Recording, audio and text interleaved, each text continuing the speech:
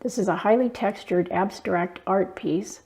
I used tinted glazes, high gloss varnish, stencils, various brushes, and one of my favorite texture mediums.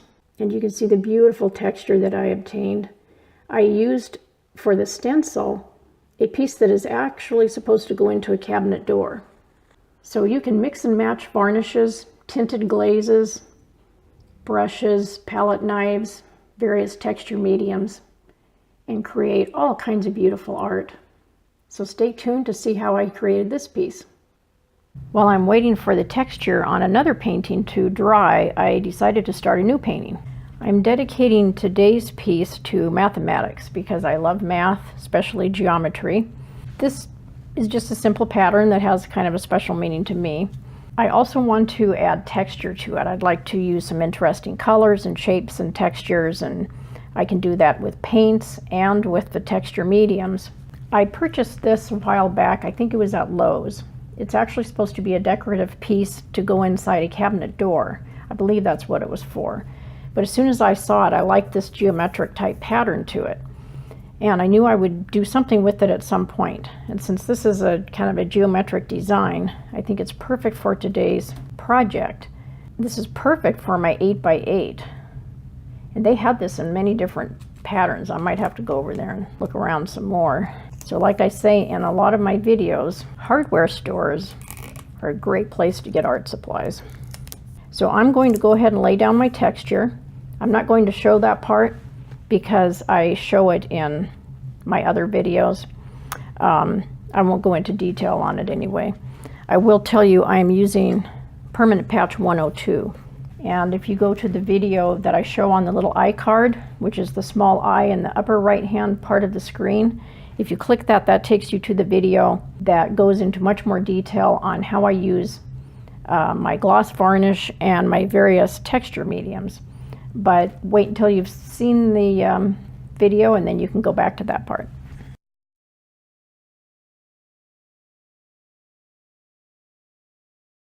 I tried taping this to the bottom of the easel and putting my canvas behind it, but that didn't work because there was too much space between the stencil here and the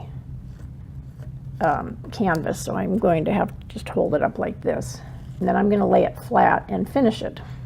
Usually I move my stencils around and work with it that way, but I kind of want this just as it is, if I can make that work. Wow, I really like this.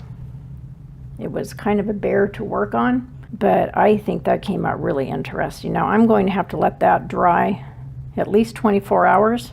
And in some areas it's on thicker than others, so that really has to dry well. And I did cover up my design, but that's okay because I can put that back down again or just loosely follow my drawing.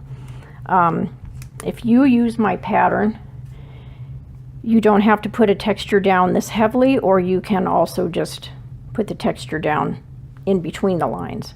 And you can use whatever stencils you want to, but I really like this. This stands up pretty high there, as you can see. But this is going to be a lot of fun to work with.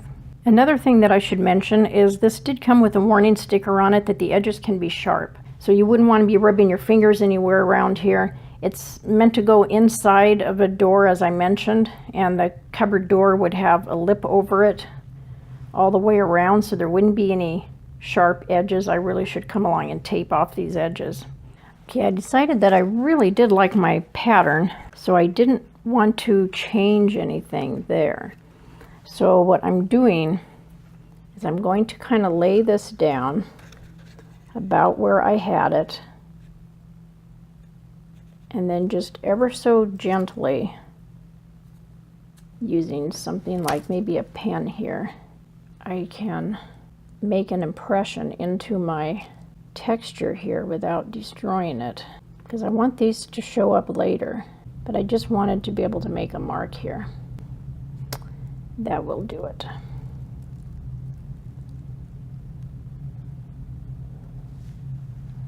And I'll clean my pen and I'll go over those marks a little bit more. Okay, so this part, I just wanted to be able to carve in my lines and have something to look at. So I think that will be good. Of course, this part you can't really use a stencil because I didn't want to destroy everything else. I just wanted to be able to have my lines here, and later on that'll give me something to work with when I come back to paint. And I'll let that totally dry. Might be ready tomorrow. Then I can start painting it. So I'm going to use this brush again because from my past painting that I did, this worked really well. And I'm going to use, like usual, an entire mix of colors, and I just pick up several different colors, kind of whatever I feel like at any given moment.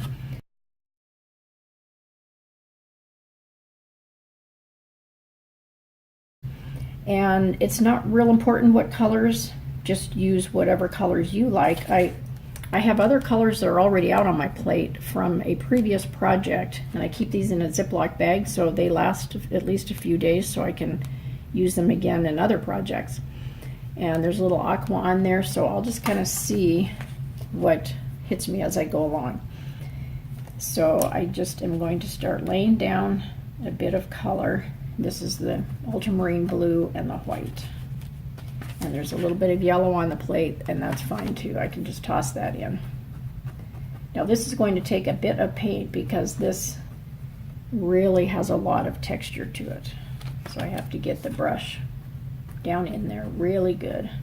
Like I've shown in other videos, you want to keep moving around and make sure that you get a good mix. And so I can pick up a little bit of this. This is yellow ochre or a little gold. Now that is the violet. This is alizarin crimson. It's a lot redder. I feel like I want some dark gray and brown up in here, so I'm choosing raw umber because it's a very dark color.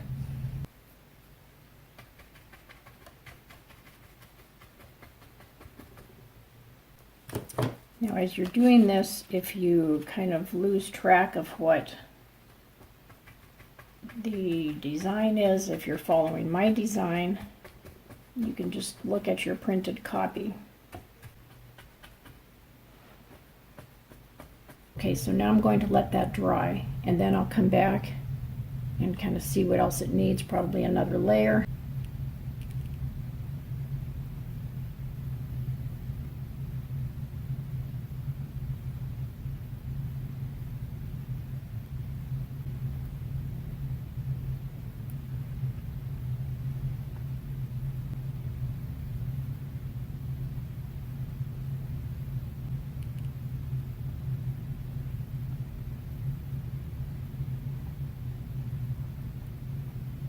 So I'm going to let that dry for sure, and then I'll come back and start laying down some different tinted glazes. I still have to add back my lines, and I may do that with just glazes. I'm not sure yet. I'll see how it hits me after it has dried. So basically use any color mix that you like and experiment with it, and make sure that you have a brush that gets down into all the little nooks and crannies that you have. And you can always go back with a smaller brush later and touch up.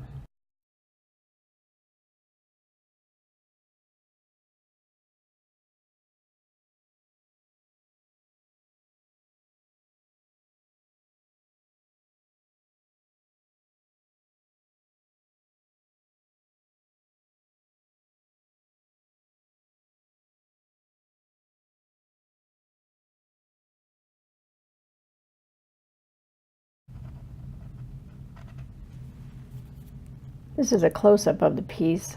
I emphasize the lines around the circle and actually all of the original lines because I'm going to come back and add a glaze medium in those little grooves. And I want to be able to see where the original lines were, but this shows the gorgeous texture. After letting this sit for a little while, I came back and added a mixture of cerulean blue and white in my circle area here, and I brought in a little up here, down through here, and a little down here. And the reason is I just wanted to brighten it up a little bit. This piece has particular meaning to me, and I didn't feel like it was saying quite what I wanted it to say. I wanted it to be a little bit brighter in those areas. And the brush that I used for that is the deerfoot. And the deerfoot can get down into areas. It's blunt on the end, so it was kind of like my stencil brush in that way, but it's a lot smaller. So I was able to just touch up areas that I wanted, gave a little bit of brightness towards the right side of the painting. Now I'm working on these two videos at the same time, and any place where I see that maybe the varnish has dripped a little bit or pooled, I have a small brush that I can just come back and kind of dab up those areas. For my glaze, I'm using the golden acrylic glazing liquid, and this is a satin finish, so it would have a duller finish than the high shine gloss that I have on here, but that's okay, because if I end up wanting that to be glossy, I can just simply come back and put varnish down. And because I wanted to try a couple of different colors, I used this little egg carton tray, and I put a little bit of glazing medium in each of these little pockets here. And it looks like white glue at this time, but it will dry clear. And the reason that we use glazing medium is you should never have too much water with your acrylic paints. There needs to be an appropriate water paint ratio, otherwise the polymers and things in the paint will break down. So to thin a paint, you can add a little bit of water to it, but if you really want to thin it out to spread out over an area, you need to add a glazing medium or perhaps tint a varnish.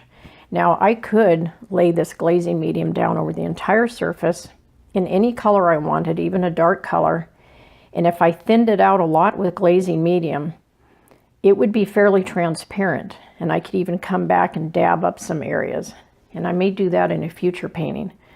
But today I just want to highlight these outlines, and I thought I would just try a glazing medium and see how that works. Okay, now I have everything laid out.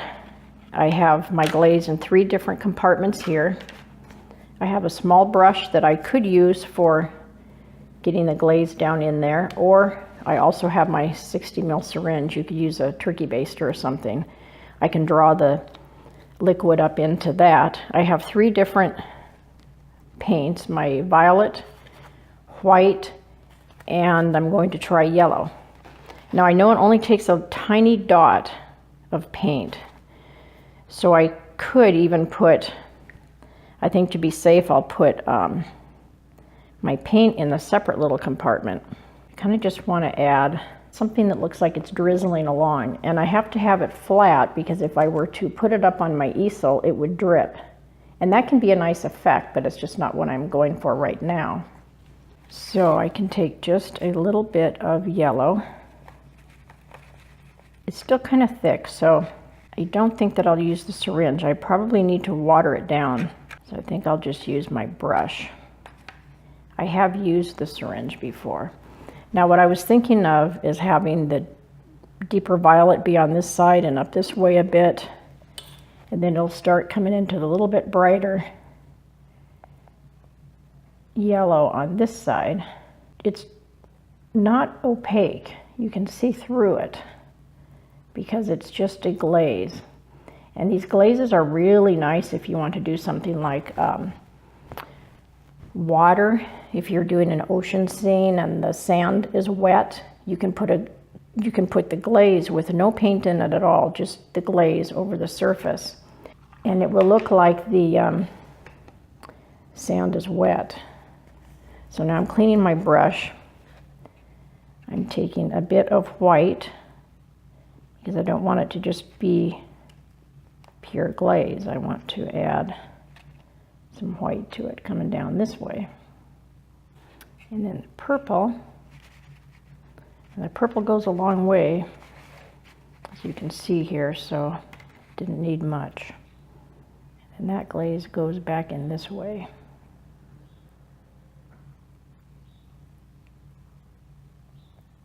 I feel like I want just a little touch of it over here. Now normally this syringe would work nicely, but there's just not enough of an amount here to draw up into the syringe, so I'm not going to worry about using it today. So at this point I'm going to tilt this upward and add just a bit down here.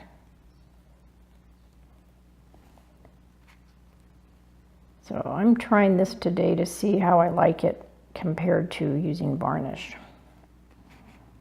I just kind of want a few little drips over here. And then I may take some of that off. You can go back and touch up areas by just, you can draw it off by doing this. So I'm trying to do this looking at it sideways so that you can see it. Okay, so I think that's all I want to do today. I think I'll leave it like that. So like I said, this piece has special meaning to me, and I enjoyed working with the textures. And you saw how I put some texture down initially, then painted it, and then went back and did a little finger painting over the tops, and also used my brush to just pick up the upper ridges of some of this texture that highlights the texture. And then you've seen me use glaze, and you can see the varnishes in my other paintings. Thank you for watching. Please remember to subscribe and also visit my website for the patterns that go with some of my paintings. Not all my paintings have patterns, but I'm going to try to have patterns with more of them in the future. So go to the link that you see posted here, and you'll find the patterns there, and all you have to do is download them. You can enlarge them or shrink them as you like, and then transfer them to your canvas or whatever material you're working with. Also, you can follow me on Instagram at Christina Sherrod Art. Thank you.